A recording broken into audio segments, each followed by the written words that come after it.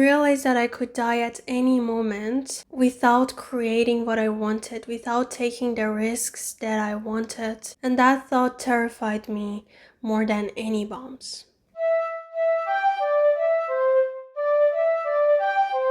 It was June 12th, 2025, that I opened my eyes to the worst news that I could ever get in my life. I woke up and my mom said that they have some news for me, so I went to have breakfast with them and take the news. I thought it would be Bangkok University accepting me in or something like that. When I got the news, I was shocked because the news were that a war started in my country. At first, honestly, I couldn't believe it. And I was like, no, it's nothing. It will end like soon. And nothing serious is happening. I spent that day by reading and distracting myself and telling myself that don't worry, nothing will happen. I was even trying to be consistent about my goals, and I posted even on TikTok, and I wouldn't believe it. Until on the second night, I was trying to go to sleep, that suddenly the sounds of bombs came, and with that I realized that what our situation actually is. So in those 12 days,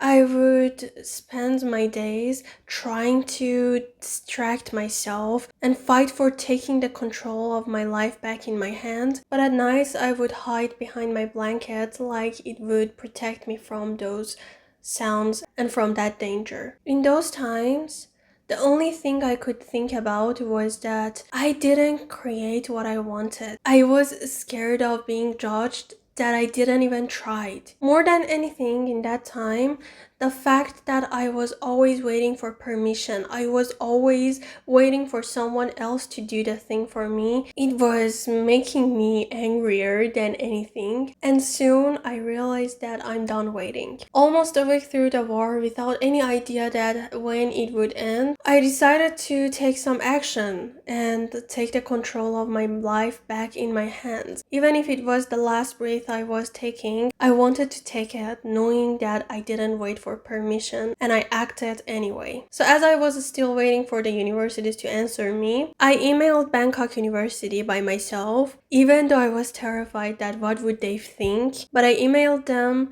knowing that at least I wouldn't regret it in the future. And also I applied for more universities by myself without telling my agent, which by the way, they were so quiet and they were like, yeah, you should just wait. I finally applied for a university all by myself. Now I'm so happy about it. It is super hot here and I cannot turn on the fan because of the sound. It was yesterday that I applied for a university in Thailand where I want to go and study. Actually, my agency applied for Thailand for me. They applied for Bangkok University, which is my favorite university, and a few other universities, but they haven't received any result. So yesterday I emailed Bangkok University to see what's my result and if they give me the result or not. And also I applied for another university. It was the first time ever in my life that I applied for a university, and now I'm waiting for them to answer me. And also I didn't tell my agency about it. I don't know, I want to do it all by myself and then tell them that yeah, I did it. But I also haven't received any emails from Bangkok University. As soon as I get the email, I will tell you, and you will see it in a few seconds or a few minutes, but it will probably take more than that for me to receive the email. Yeah, lucky you. On day 12 of the war, it suddenly ended the way it started, without any warning or anything.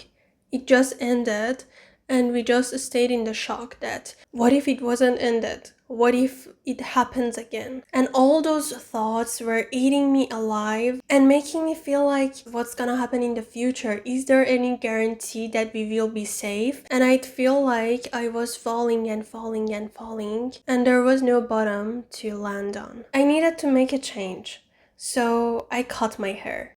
I was still in the shock, but I wanted to assure myself that it is over. And for assuring myself, the best move was trying to make myself some hope for the future. That the future will exist, that I'm not gonna stay in this situation forever. And because of that, I started gathering myself together and I decided to turn all of my anger into something valuable. Something that I could at least look back at and think that, yeah, it was valuable. Yeah, I did something and I didn't just drown in that fury. So I took the first risk. I decided to get rid of all of the distractions, including my multiple channels that I didn't know that which one I wanted to work on. So I decided to focus only on one thing, the only thing that would make me feel again. And my favorite channel was my book talk channel. So I saved that and then I deleted all of my YouTubes,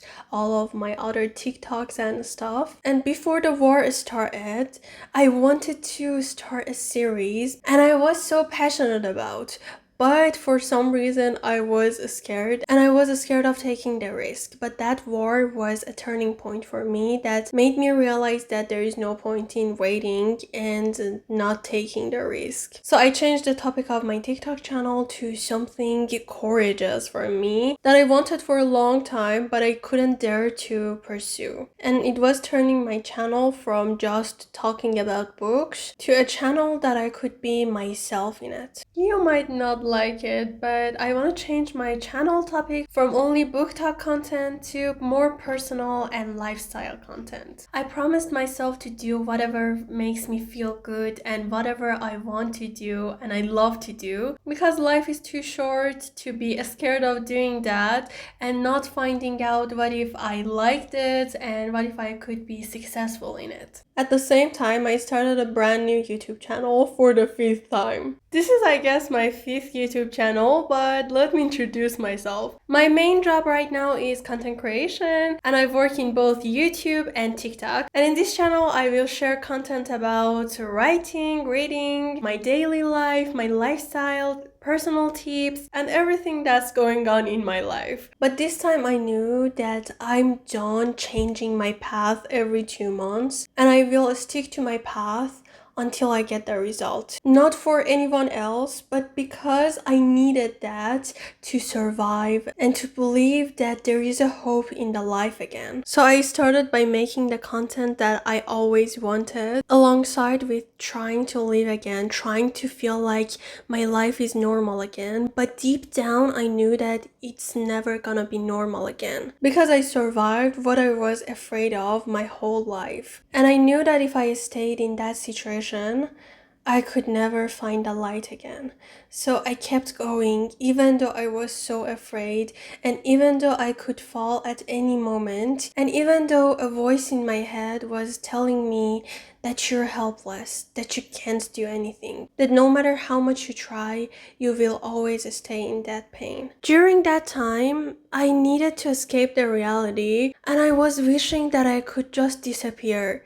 Like every moment, I was wishing that maybe somehow I could disappear, but it didn't happen no matter how much I tried. I'm still trying. If it happens, I will definitely tell you. But fortunately, I had some place to escape into, and that was the world of my story. In that time, I wouldn't write to increase my word count, but I would write to escape the reality, to feel like I'm living in some place that I have some control over it. And also my characters were the only people who I could sit with them and talk to them, and we could understand each other without the need of any of us trying to save the other one. So whenever that helplessness would hit me, I would just put on my headphones and just disappear into the world of my story. And for just a few minutes before the thoughts would distract me again, I could live in a world that I created for myself and forget about the real life. A few days after those horrible 12 days, I was slowly getting back to the life and just stomaching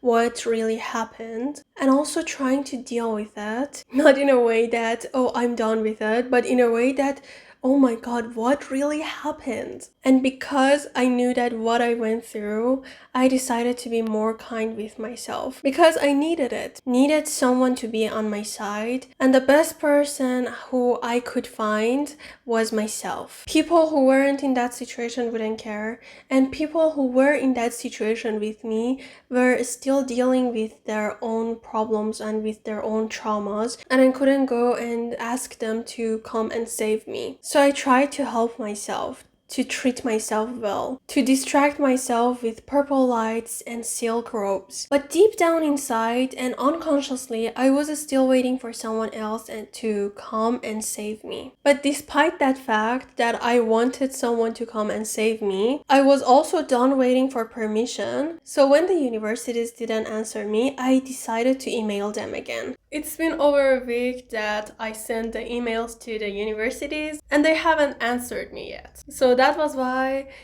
today I sent them an email. I don't know what's gonna happen because right now I'm thinking about going there and traveling there and taking care of the work by myself in person. And for the first time, I made my decision that if they wouldn't answer me, I would travel there to Thailand and take care of my work in person if I have to. I told my parents that I will wait until Monday, which is around 5 days later. I will wait until then, and if they don't answer me by Monday, I will take a ticket and go there and take care of the work by myself in person. So yeah, that's what happened and I wanted to update you. I don't usually wear makeup other than my lipstick. Now I tried a new makeup on my eyes. I kind of like it, but after all, I'm like my face without makeup, and when I make up, I feel weird. I really wish that this time they answer me,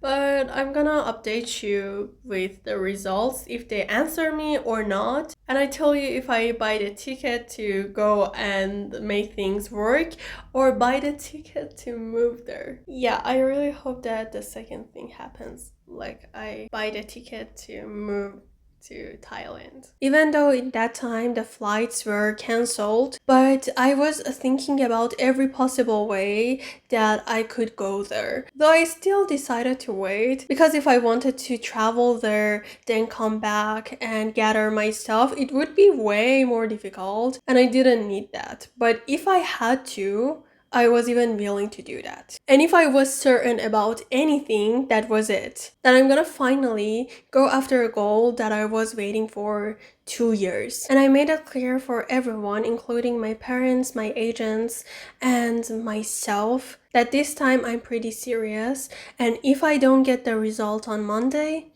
I will do something about it.